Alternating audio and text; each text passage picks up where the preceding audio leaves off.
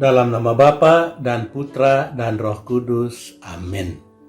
Bapak, Ibu, Saudara-saudari sekalian, salam jumpa kembali dalam Renungan Inspiratif Minggu Biasa ke-31 berdasarkan Injil Lukas bab 19 ayat 1-10. Belajar dari Sakeus.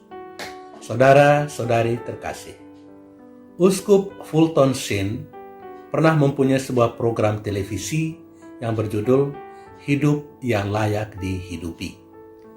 Program tersebut menarik perhatian jutaan penonton di berbagai belahan bumi, terutama yang berbahasa Inggris.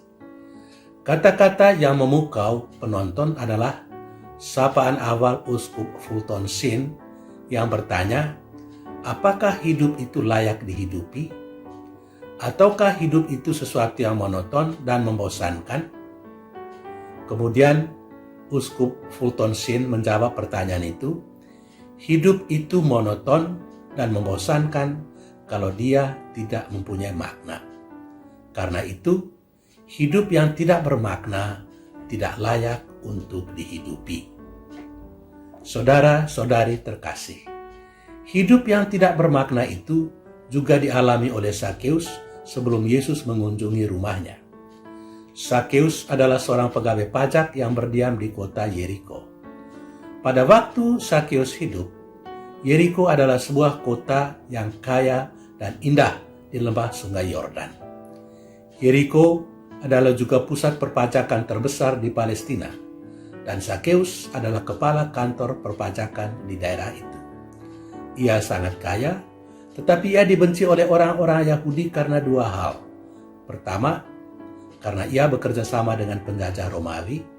Kedua, pemungut cukai biasa memeras rakyat untuk mendapat keuntungan sebesar-besarnya.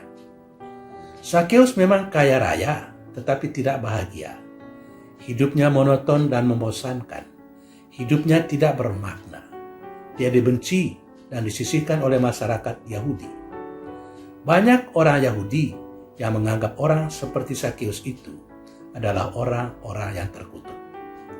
Secara jasmani, sebenarnya ia sangat kaya, tetapi secara rohani, hidupnya sangat miskin papa. Menurut Ibu Teresa dari Kalkuta, kemiskinan yang paling nestapa adalah ketika seseorang disingkirkan dan tidak dikasihani. Dalam situasi yang demikian, Yesus mendengar cerita tentang Yesus.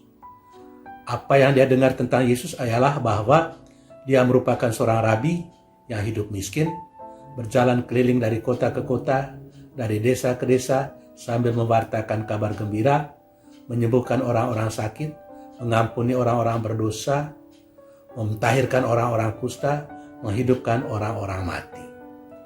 Dia juga mendengar bahwa kemana saja Yesus pergi, banyak orang berbondong-bondong mengikuti dia. Secara jasmani, Yesus miskin, bahkan sangat miskin. Tetapi secara rohani, dia sangat kaya. Dia menolong banyak orang dengan penuh kasih sayang. Maka dia dikagumi, dihormati, dikasihi oleh banyak orang. Sakeus ingin menjumpai Yesus ini, atau sekurang-kurangnya melihat dia, tetapi kerumunan orang banyak menghalangi. Maka dia berlari lebih dahulu dan memanjat pohon ara untuk melihat Yesus yang lewat. Sakeus, orang kaya di dahan pohon ara, adalah potret orang yang dikucilkan dari masyarakat.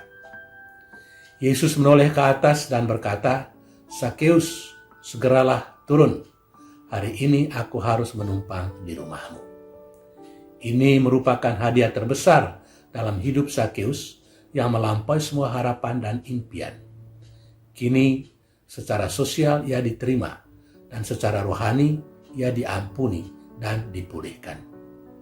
Hari ini telah terjadi keselamatan atas rumah ini karena orang ini pun anak Abraham. Kehadiran Yesus mentransformasi kehidupan Sakeus. Tuhan, separuh dari milikku akan kuberikan kepada orang miskin.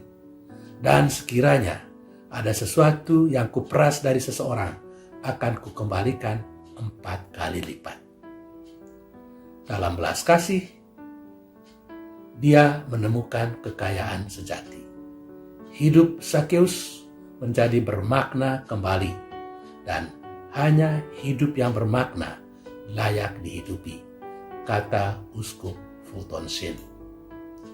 Saudara-saudari terkasih, semoga berkat kabar gembira yang kita terima dalam Injil hari ini, kita selalu berusaha untuk memaknai kehidupan kita dengan tidak henti-hentinya berbuat baik bagi Tuhan dan bagi sesama. Hanya hidup yang bermakna layak dihidupi. Tuhan memberkati kita. Amin. Dalam nama Bapa dan Putra dan Roh Kudus. Amin.